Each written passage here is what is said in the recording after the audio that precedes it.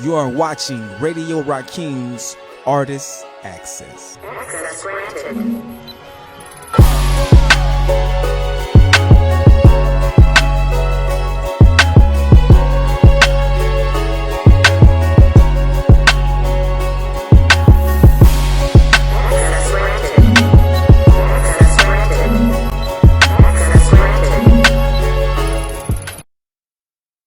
Welcome back to another episode of the Artist Access. I'm your host, Siraj Rich King. I'm Puwakanat Hotep. And man, we back with another dope show. This show gonna be fire. I got the queens in the building today, you feel me? So we got first up in the seat, we got a young lady who I just found out recently. She's from my hometown. Look here, we got New Orleans in the building, you feel me? But we have none other than Dominique, a.k.a. Siddity Kitty, is in the building. What's going on, Queen? Nothing much. I am so happy to be here. So I'm thank happy you that for you are having here.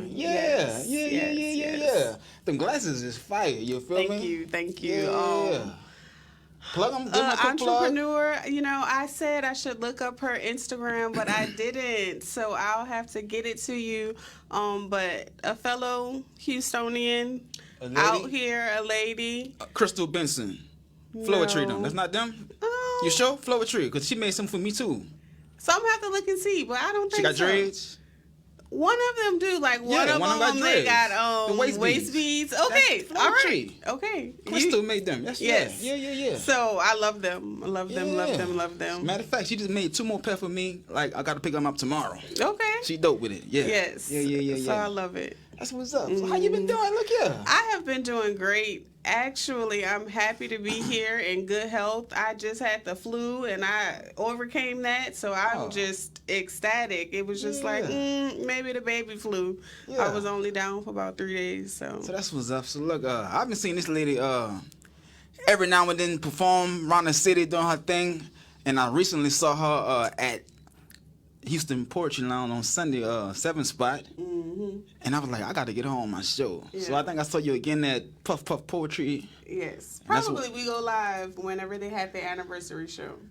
That's what it was. That's what it was. So we connected that day, and I finally got her in the hot seat. You feel me? The hot seat. I'm ready for these questions. I mean, we're going to just talk. I just want to know, and my people want to know, we just want to know, take us back to the beginning of your journey as being a poet.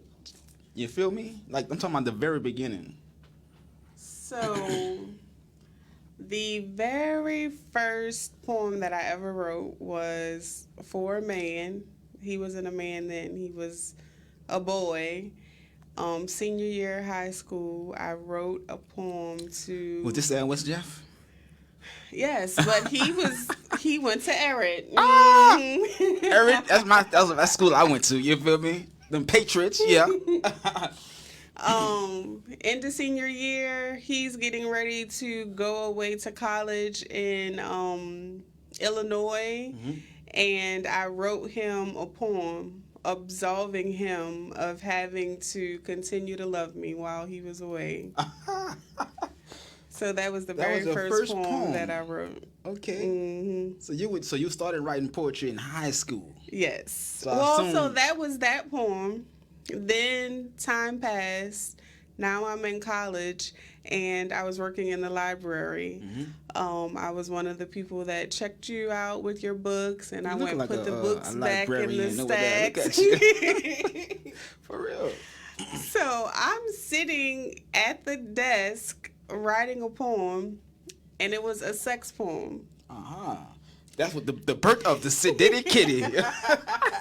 It was a sex poem, and I finished it, and I was like, I think this is good. And I called my mama, and I said, Mom, listen to this. What? So that was that. Then some more time passed, and they were having an open mic on campus. And I was like, I want to do it. And so I read that poem, and the crowd went wild, and I was like, okay, I need to start writing some more stuff. So that was probably the birth of me doing and getting on stage. Performing, yes. Okay. Which brings me to my second question, which actually was going to be my first question. So, how did you come up with the name Siddity Kitty? So, Siddity Kitty has nothing to do with my poetry. Okay. So, I pledged Zeta Phi Beta Sorority Incorporated. Mhm. And I was with two of my prophytes walking around campus. And I was like, oh no, y'all, I'm about to start sweating. We got to stop. And my prophyte was like, oh, she a Siddity Kitty. And I just liked it, and it stuck. Okay. So whenever I signed up for the open mic, they was like, well, what's your name? And I'm like, I don't know, Siddity Kitty. And so it's just been that since then. So it's nothing. So did you use that name the first time you performed in college? Yes. You did? Mm-hmm. Okay. And it Well, just I stuck used to with get you. the name on the back of my Zeta shirts and all that and everything. Right. So I liked it. So I was like, yeah, I'll go with that. So it just stuck. And there have been many a times that I was like, I need a new name. Because people think this means something that it don't mean. Right. And they don't know that it has nothing to do with sex or anything. Right. It's just a little nickname. Yeah. So, but I'm like, if you change your name, like if I were to change my name, it would have to be meaningful, not just another name to just. Right. So you're thinking about changing it now? Not now. Right. Maybe once I write a book, I'll have a new name. Okay. Is that in the works, or you just kind of? I'm thinking about it because I love performing. Like, it gives you a high that I don't think most people could relate to unless they do something like that. The high that you get when you're on the stage performing. Right. However, I think that most of my poetry will probably translate better to written form. So I am contemplating doing a book of poetry. Yeah, that'd be dope. There's also an idea in the works. I started doing a few seconds with Siddity. I've been away from it for a while, but it's haikus only. So I am also in the process of collecting a good amount of haikus. My mother does art. She draws and paints and stuff like that. So it's going to be a book of haikus with accompanying paintings and drawings. Okay. So that is in the works. Yeah. That's what's up. Okay. So, you started in college. So once you got to H-Town, like, what were some of the first spots that you hit up as far as performing and whatnot? Poetry Lounge. Poetry Lounge when they were in 3rd Ward at, what was it called? Sugar Hill. Okay.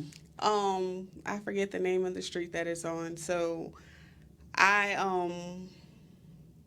moved to H-Town for a man. That didn't work out. I'm sitting around, friendless, manless. And I'm like, I need to do something. So I went to Eventbrite, looked up poetry, saw that, and I was like, I'm going to go. And the first couple of times I went, I didn't perform. I just wanted to check it out and see how it was. Seven came up to me. He introduced himself like he's just hospitable like he is. And I was like, I like this. And over there at Sugar Hill, it was smaller, so it was more intimate. And from there, I started performing, and I moved to every venue they moved to except for one when they were like right off of 59 and like right downtown. I forget. It was like upstairs in the corner somewhere. I never went to that one. But all that the is? Bamboo? Okay. All the little places they went to, I moved around there. So Poetry Lounge was the first place I went to So you perform. you wasn't a part of the shadow bar era? No. Okay. Nope. I hear a lot about that era. I wish I was here for that era. You I feel was me? not here for Shadow Bar and all that. Nope. Yeah. So yeah, but Sugar Hill and Alley Cat and Engine Room, whenever they did Poetry Lounge West at Dulce, I was over there. I Alley Cat. Matter of fact, when I moved here in 2017, that was my first spot I hit was Alley Cat. Yeah. Alley Cat was nice. So Poetry Lounge, that is, I would say, where I got my legs in Houston in the poetry scene. Okay. So what's next for you? Cause I know once I moved here, I noticed like what most poets do once they start performing on other people's shows, they eventually start to host their own events or whatnot. Oh no no no no You're no not even no. trying to go that route. She said, "Oh no."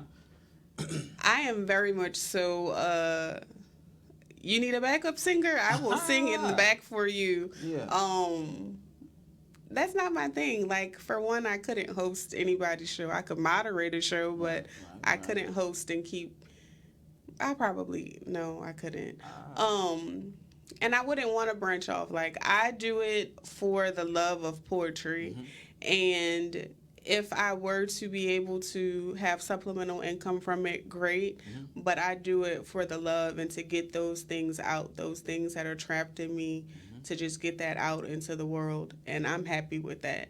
So I don't have big aspirations of having my own show and all that. Right. I will support you. Yeah. I will show up and support you to death. That's Ain't nothing what's wrong with next that. for me. Ain't nothing wrong Yes. with that. Yeah. So we got the book coming. When the book coming? Give us a look. Oh, we gotta put them to a date. Next year, well, huh? you know, Next year, I'm huh? waiting on my mom. Like, my mom, she gotta draw the stuff. I already have like at least 40 haikus. I got all my haikus. I'm waiting on her to produce the first drawing still. Okay. So you're gonna be performing for us in a little bit. You know what you're gonna do yet? Are you still thinking about it? So I was thinking, and I don't know, but I do think I have decided on a poem. It's called Black Girls Be. Black Girls Be. Okay. I can't wait to check that out. So look here. We're gonna pay some bills. Okay. Take us a quick commercial break, and when we come back, Siddity Kitty gonna be in the booth giving us some of her art. So y'all stay tuned. This is the Artist Access, and your access has now been granted. All right.